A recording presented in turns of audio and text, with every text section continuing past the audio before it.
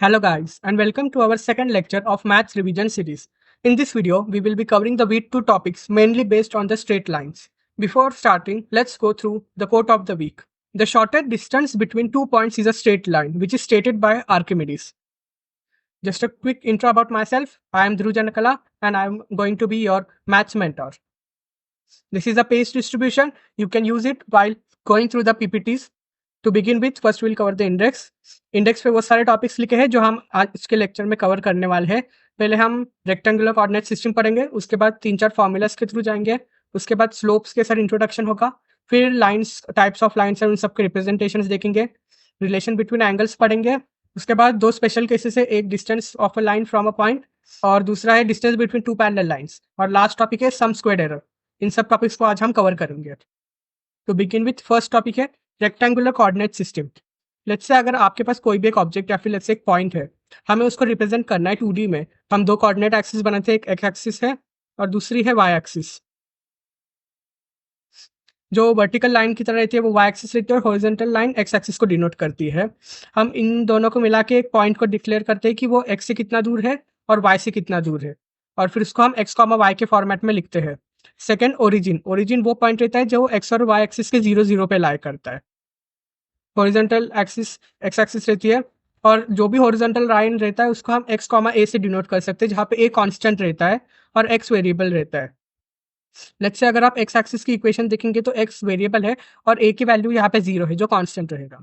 Second, vertical axis जो कि Y axis रहता है जैसे कि हमने पहले कहा, और वाई एक्सिस यहाँ पे कोई भी वर्टिकल लाइन की इक्वेशन रहती है बी कॉमा वाई, और यहाँ पे आप देख सकते हैं कि बी वाई एक्सिस के टर्म में 0 है और वाई वेरिएबल है. कोई भी पॉइंट 4 क्वाड्रेंट्स में लाई कर सकता है. पहला क्वाड्रेंट है प्लस प्लस जहाँ पे एक्स एंड वाई पॉजिटिव है, दूसरा क्वाड्रेंट है माइनस प्लस जहाँ पे एक्स कोऑर्डिनेट की वैल्यू नेगेटिव रहती है और वाई कोऑर्डिनेट की वैल्यू पॉजिटिव. थर्ड क्वाड्रेंट है जहाँ पे दोनों भी नेगेटिव रहते हैं. फोर्थ क्वाड्रेंट में आपका एक्स पॉजिटिव रहेगा पर आपका वाई नेगेटिव रहता है. ऑल्सो देर आर पॉसिबिलिटीज कि आपका जो पॉइंट है वो कोई भी क्वाड्रेंट में लाई ही ना करे, वो किसी एक्सिस के ऊपर भी लाई कर सकता है, या तो वो एक्स एक्सिस या तो वाई एक्सिस, या फिर हो सकता है कि वो ओरिजिन के ऊपर लाई करे. इन तीन केसेस में हमारे पॉइंट क्वाड्रेंट में लाई नहीं करता, और जो भी क्वाड्रेंट में लाई नहीं करता उन पॉइंट्स के 3 ही पॉसिबल वेरिएंट्स है. एक है 0, ए, बी, ए और 0-0. ऑल्सो जो क्वाड्रेंट्स की नेमिंग है वो एंटी क्लॉकवाइज में होती है. फर्स्ट फॉर्मूला जो हम इस सेशन में पढ़ेंगे वो है डिस्टेंस फॉर्मूला. डिस्टेंस फॉर्मूला का यूज करके हम कोई भी दो पॉइंट्स के बीच के डिस्टेंस को फाइंड कर सकते हैं. लेट्स से आपके पास एक पॉइंट है ए जिसके कोऑर्डिनेट्स x1, y1, दूसरा पॉइंट बी है जिसके कोऑर्डिनेट्स है x2, y2. अब डिस्टेंस इन दोनों के बीच में जो फाइंड करना है उसके लिए हमें सिंपली दोनों कोऑर्डिनेट्स के जो एक्सेस कोऑर्डिनेट्स है उनका डिफरेंस निकाल के स्क्वायर करो, फिर वाई कोऑर्डिनेट्स के डिफरेंस निकाल के स्क्वायर करो, फिर उनको ऐड करना है और फिर उसका स्क्वायर रूट निकालो. डिस्टेंस फॉर्मूला इतना ही रहता है. नेक्स्ट फॉर्मूला है सेक्शन फॉर्मूला. सेक्शन फॉर्मूला में दो पॉसिबल क्वेश्चंस बनते हैं. एक, या तो वो हमें कोई भी पॉइंट फाइंड आउट करने को बोलेंगे उसके कोऑर्डिनेट्स, या फिर हमें रेशियो फाइंड करना पड़ेगा. लेट्स से आपके पास दो पॉइंट्स है ए और बी, और फिर आपने थर्ड पॉइंट निकाला है सी. आप और ए सी और बी सी का जो रेशियो है वो m/n के रेशियो में है, आपको दिया गया है. तो हमें अगर सी के कोऑर्डिनेट्स फाइंड करने हैं तो फिर हमें m/x2 + n/x1, इसमें हमें करना है कि जो भी फर्स्ट आपका रेशियो रहेगा उसको आपको सेकंड इसके साथ लिखना है. जैसे कि आप यहाँ देख सकते हैं mx2 है और यहाँ पे my2 है, और जो n वाला रहेगा वो फर्स्ट पॉइंट के साथ आएगा. इसको याद रख सकते हैं, आपकी जो भी आपका रेशियो है वो उसके अपोजिट साइड के पॉइंट्स के साथ मिक्स होता है, और नीचे m+n आपको डालने हैं. इनके हम आगे जाके क्वेश्चन सॉल्व करेंगे. नेक्स्ट है area of triangle formula. Formula है कि आपको पहले एक्स कोऑर्डिनेट्स को 1, 2 और 3 लिखना है, उसके बाद उसके नेक्स्ट 2 कॉन्जिक्यूटिव वाई कोऑर्डिनेट्स लिखने हैं. लेट्स से y2, y3, उसके बाद x2 के बाद x3, y1, और x3 के बाद y1 और y2. आपके नेमिंग एंटी क्लॉकवाइज ऑर्डर में होने चाहिए. आप देख सकते हैं यहाँ पे 1 है, यहाँ पे 2 है और यहाँ पे 3 है, इस ऑर्डर में. नेक्स्ट है स्लोप्स ऑफ लाइन. नॉर्मली हम जब भी मैथमेटिक्स में स्लोप को लिखते हैं तब उसे m से डिनोट किया जाता है. ऑल्सो स्लोप को आप simply ratio of run rise upon run कह सकते हैं. राइज का मतलब है कि जो भी आपके वाई एक्सिस में चेंज है वो, और रन का मतलब है आपके एक्स एक्सिस का चेंज.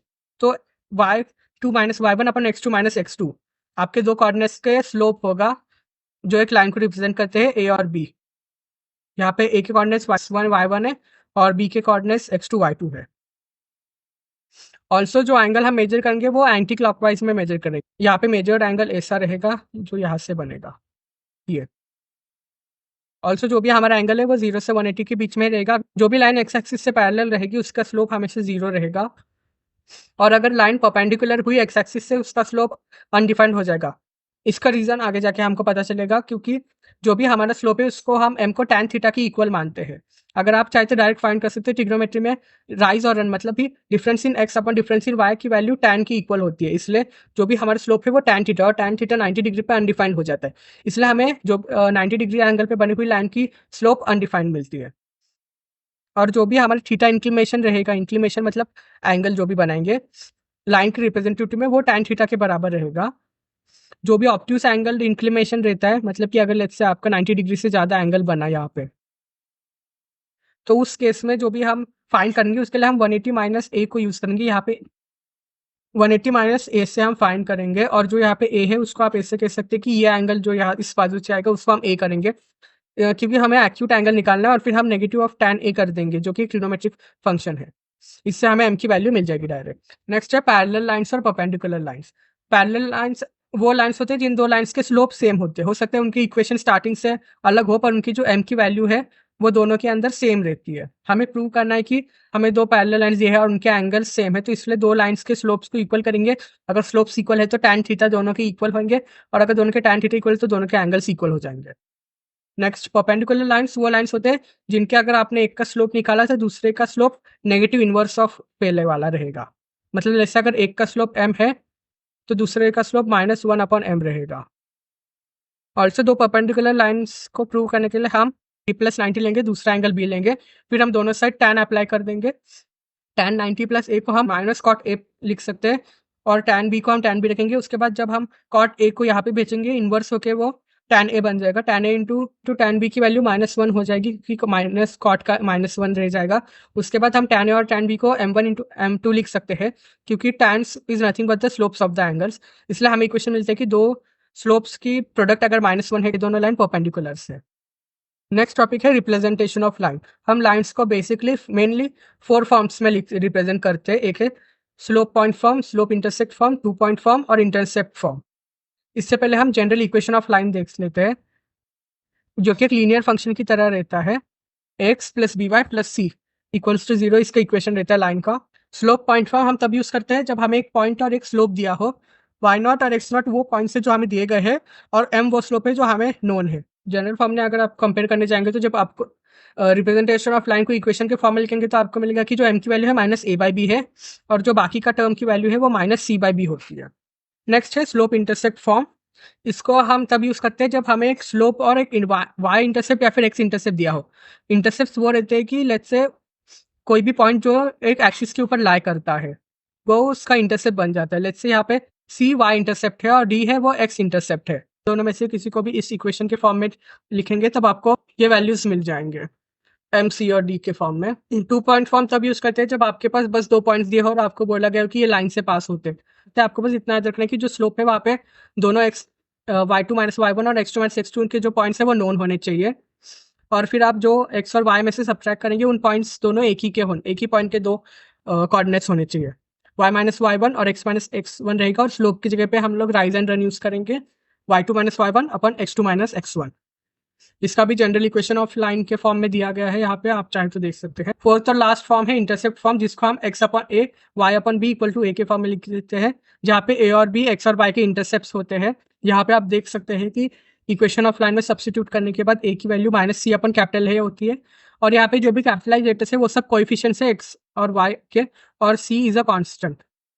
से आपको कोई भी एक पॉइंट दिया हो गया हो और एक लाइन दी गई है, और आपको पूछा है कि आपको उस लाइन की इक्वेशन फाइंड करना है जो उस पॉइंट से पास होती है और गिवन लाइन के परपेंडिकुलर है। तो उस केस में आपको क्या करना है, गिवन नोट डाउन कर लेंगे। उसके बाद आपकी जो भी लाइन गिवन है उसका स्लोप निकाल लेंगे। उसका नेगेटिव इनवर्स फाइंड करेंगे ताकि वो दूसरी लाइन की स्लोप हो। उसके बाद पॉइंट स्लोप फॉर्म यूज करके आप दूसरी जो लाइन हमें फाइंड करनी है एल, उसको आप पी क्यू को फाइंड कर सकते हैं y माइनस वाई नॉट और इंटू m2 जो हमने इक्वेशन ऑफ लाइन से फाइंड किया स्लोप वो। उसके बाद x minus x not use करके हमें पी क्यू की इक्वेशन मिल जाएगी। उसके बाद रिलेशन बिटवीन लाइंस में हमें पूरा डेप्थ नॉलेज जानने की जरूरत नहीं है, हमें बस ये फॉर्मूला ध्यान में रखना है कि जो भी tan थीटा होगा, tan theta is equals to slope of greater deviation minus slope of lesser deviation divided by 1 plus product of both angles. आप ऐसा याद रख सकते हैं। यहाँ पे m2 वो है जिसका स्लोप बड़ा है, और लेट्स से कि आपके पास दो फॉर्म ऑफ लाइंस दिए गए हैं, एक नॉर्मल लाइन जिसमें आप डायरेक्ट कह सकते हैं कि जिसके स्लोप्स इक्वल्स है वो पैरेलल है, और जिनके स्लोप्स के प्रोडक्ट्स -1 है वो परपेंडिकुलर लाइंस है। वैसे ही अगर आपको जनरल इक्वेशन ऑफ के लाइन में अगर दिए हो तो दोनों के जो a1/a2 है वो b1/b2 के इक्वल रहता है, और जब आप क्रॉस प्रोडक्ट करेंगे तो a1b2 इक्वल्स टू b1a2 आ जाएगा। और वैसे ही अगर आप एक्स कोएफिशिएंट्स और वाई कोएफिशिएंट्स को ऐड करने के बाद अगर वो 0 आते हैं तो इसका मतलब है कि आपकी जो लाइन है वो परपेंडिकुलर लाइन है।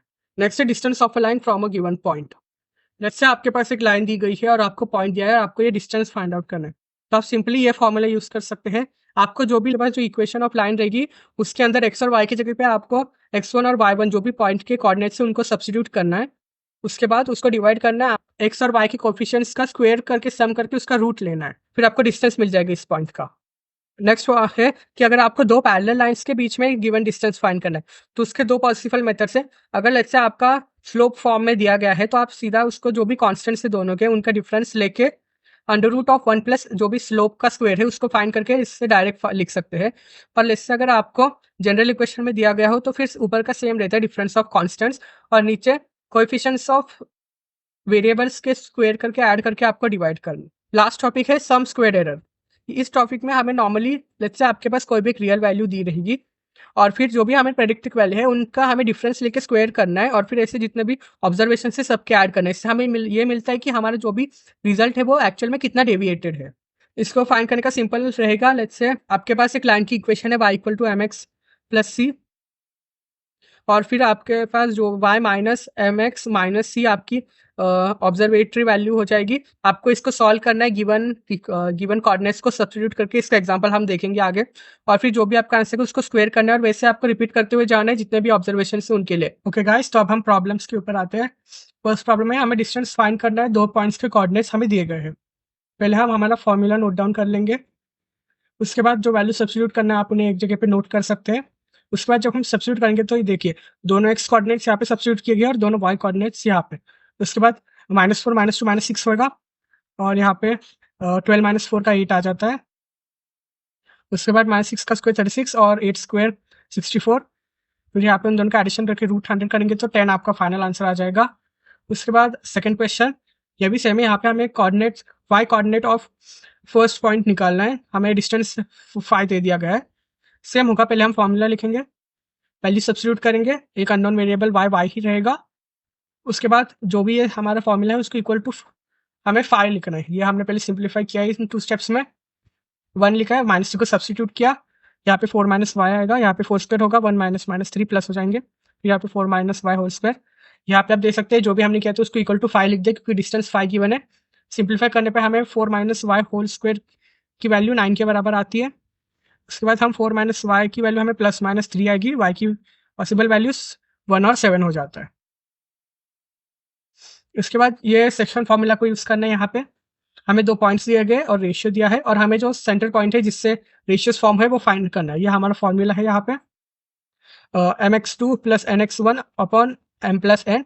यहाँ पे हम 8 और 2 जो कि इसके वैल्यूज है दोनों के x वैल्यूज को, जैसे कि हमने देखा जैसे से अगर कोई लाइन पी क्यू है तो हम यहाँ पे पहले m के साथ q की वैल्यू q के x कोऑर्डिनेट सब्स्टिट्यूट करेंगे और n के साथ p का x कोऑर्डिनेट, इसलिए यहाँ पे 2 यहाँ पे n के साथ आता है और 8 m के साथ आता है। सिंप्लीफाई करेंगे ये नॉर्मल कैलकुलेशन से तो आपको आंसर 4 मिल जाएगा। ये आपको जो रेशियो पॉइंट है उसका x की कोऑर्डिनेट है 4। वैसे ही आप y के लिए भी सेम फार्मूला यूज करेंगे, वापस 8 आएगा m के साथ और 5 आएगा n के साथ। सॉल्व करने के बाद आपको सिंपलीफाई करने के बाद आपको 6 मिलेगा। तो 4,6 वो पॉइंट है जो पी क्यू को डिवाइड करते हैं 1:2 के रेशियो में। नेक्स्ट प्रॉब्लम, ये भी सेम है, यहाँ पे हमें मिड पॉइंट फाइंड करना है। जबकि जो रेशियो है वो 1:1 है, क्योंकि मिड पॉइंट दिया है तो फिर रेशियो 1:1 ही आता है, सेम है दोनों साइड से। तो हमें पी क्यू को ऐसा पॉइंट फाइंड करना है जो दोनों को 1:1 में डिवाइड करे। सेम फॉर्मूला यहाँ पे लिखा नहीं है पर आपको पता है mx2 + nx1 upon m + n। यहाँ पे x2 की वैल्यू 0 है और यहाँ पे x1 की वैल्यू 4 है, वो सब्स्टिट्यूट करेंगे। फिर आपको बस सिंप्लीफाई करना है, ऑल्सो नीचे 2 आएगा क्योंकि मिड पॉइंट है 1 + 1, ये x कोऑर्डिनेट है। y के लिए भी सेम, m की वैल्यू 1 है और n की भी वैल्यू 1 है, तो y2 की भी वैल्यू 2 है और x2 की वैल्यू y1 की वैल्यू -2 है। सेम सब्स्टिट्यूट करके सिंप्लीफाई करेंगे तो 0 आ जाएगा। तो मिड पॉइंट के जो कोऑर्डिनेट्स है वो 2, 0 है यहाँ पे। ये एरिया प्रॉब्लम है। यहाँ पे पी क्यू आर है, जैसे हमने यहाँ पे पी को x1 x2 डाला है, उसके बाद क्यू को x1 y2 और जो आर है उसको x3 y3, फिर हम उनको वैसे सब्स्टिट्यूट करते जाएंगे। यहाँ पे बस आपको सही से सब्स्टिट्यूट करना है और बाकी सब बस सिंपल कैलकुलेशंस है। आप इनको सॉल्व करते हुए जाएंगे तो आपको पता चलेगा कि आंसर 0 है। अगर आपका आंसर 0 आता है, इसका मतलब वो 3 पॉइंट्स कोलिनियर रहते हैं। इनडायरेक्टली एमसीक्यू में आ सकता है, और अगर पॉइंट्स कोलिनियर है तो एरिया ऑफ कोर्स 0 ही हो जाता है। ये सब बेसिक क्वेश्चन है, आप लोग खुद से सॉल्व करेंगे तो आपको एक बार आ जाएगा। ओके, तो ये नेक्स्ट क्वेश्चन है। इसमें हमें पी क्यू आर ट्रायंगल बनाना है जिसके पॉइंट्स हमें दिए गए हैं। उसके बाद जो भी उसके सेंट्रल पॉइंट्स रहेंगे, पी का मिड पॉइंट, क्यू का मिड पॉइंट, पी क्यू का मिड पॉइंट, क्यू आर का और आर पी का, उन तीनों मिड पॉइंट्स को ज्वाइन करके ट्रायंगल बनाना है। मैं आपको एक बार दिखा देता हूँ। तो जो यहाँ पे इससे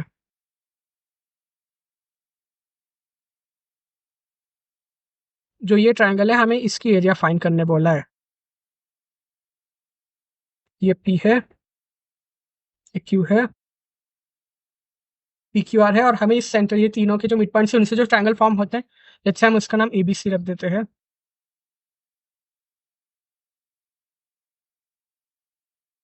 हमें ये ट्रायंगल की एरिया फाइंड आउट करना है। इसमें जो भी हमारे मिड पॉइंट्स है, आप सीधा इन दोनों के जो एक्स कोऑर्डिनेट्स रहेंगे, इन दोनों के बीच में आप डिस्टेंस फार्मूला लगा सकते हैं, उसके बाद उसका हाफ कर सकते हो। आप प्लॉट करके इनके बीच के डायरेक्ट आप फार्मूला देख सकते हो यहाँ।